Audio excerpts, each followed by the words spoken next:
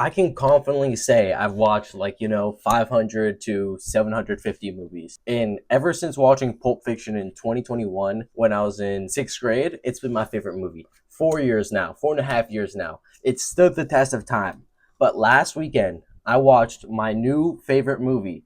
And it's just special to me. And, it's special to me. I love the movie. Pulp Fiction is still one of my favorites. But now the title goes to City of God. And I've watched so many movies. There's just something about this movie that sticks out. And in today's video, we're going to be going into why I love City of God so much and why it's my new favorite movie. Reason number one I love this movie so much. Let's just start out with the storyline. The storyline, it takes place in the 60s. It starts off 60s, it goes to 70s, and then it goes to 90s. And by the way, the City of God is a foreign film. It's a Brazilian film. It's in Portuguese, so you're going to need those captions. And it tells the stories of the slums, the favelas, and how the crime, the gang life just keeps getting worse over time. But the main story, it's based off a true story, which is very cool too, and it just makes it 10 times more interesting and cool. It's about a kid. It's about the kid. The main character is the kid, and they kind of do it in a good way because it's not just a storyline. I guess we can get into the storyline, but it's also the storytelling of it because it kind of starts the movie off kind of ahead, but to understand it from that point, it's non-linear. So they have to go back in time and they go through the backstory, the origins of the City of God, and the origins of the gang leaders, their backstory, where they come from. Because a lot of the characters, they're kind of all tied together. So yeah, it starts off there, but it takes a non-linear route. So they go back to the 60s to investigate the backstory, stuff like that. And there's a lot of narration in it in the beginning part because the main character is going back in time and telling you the story of how it was in the 60s, 70s, and how it got worse over time in the backstory of all those characters. So there's a lot of narration in the first part, and then once they catch back up, it's kind of more first person. And they do a good job of telling the story of his life, him trying to escape the life, him not getting involved with the life, him running and encountering these gang leaders, and it's an awesome story. It's a true story, which makes it cooler. It's a mix of the storyline and the storytelling of it. But it's not just a normal crime film. It's not like a Casino. It's not like a Goodfellas. It's not a normal crime film. They do it in a creative, more artistic way, and that's what I like about it because it's more different. It's not very traditional.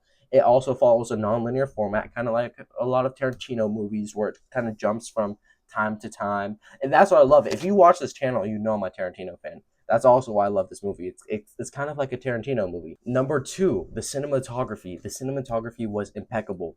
Like I said, it's not a very traditional movie. They kind of filmed it in a little, what do you call it, weird way. It's not something you're used to. It kind of seems like you're really there, immersed in it. And I'll tell you why, because a lot of people just say that and you're not really immersed in it and you don't feel like you're really there. You actually feel like you're there because they filmed it in kind of a documentary kind of style. So it feels like you're really there. It feels not like you're watching a movie. It feels like a documentary kind of, in which it makes it feel real. Because if it feels like a movie, that doesn't mean it's really that good.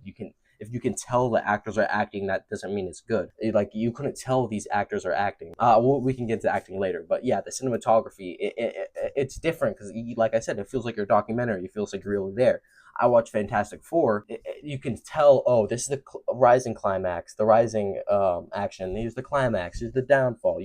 It's not like that. You can't really tell. It doesn't feel like a movie. It feels like a documentary, and it just feels real. It is based off a true story, so I guess that's also why it doesn't feel like a movie. Also, they did some weird shots. They took some weird, risky shots to make the movie, try to make the movie better. And that's a risk. Like some people can take some maybe risky shots and it doesn't work out, but it fit with the movie. They took risks. This was a low budget film. Low budget films are good because lots of the creators of low budget films, they have more they have a vision, first of all, and they have more creative control. They don't have a production team behind it telling the directors what to do. So that's why the cinematography was good. The directors had control. They took risks and they did what they wanted, and everything ended up perfect. The cinematography was awesome. For me, this is what made this movie my favorite movie. It's because when you're emotionally tied to a character, you relate to a character. You feel more. It feels more personal. The movie feels more inclined to you, and I felt that with the main character. But enough of the main character, though. We can talk about that in a second.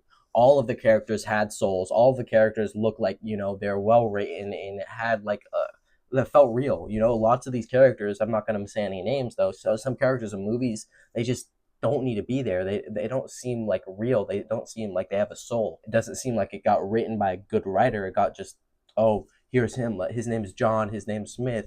Last name Smith. Do that. Do that.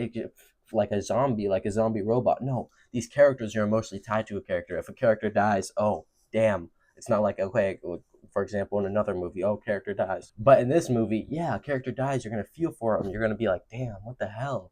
Like when the other kid shot the kid, you felt that. You didn't feel like a. That's also has to go with the acting, but like you know what I mean. Maybe Avatar. Some of the Avatar characters, they don't seem like they have a soul, but like the characters in City of God, yes, they have a soul. Yeah. Well, back to the main character.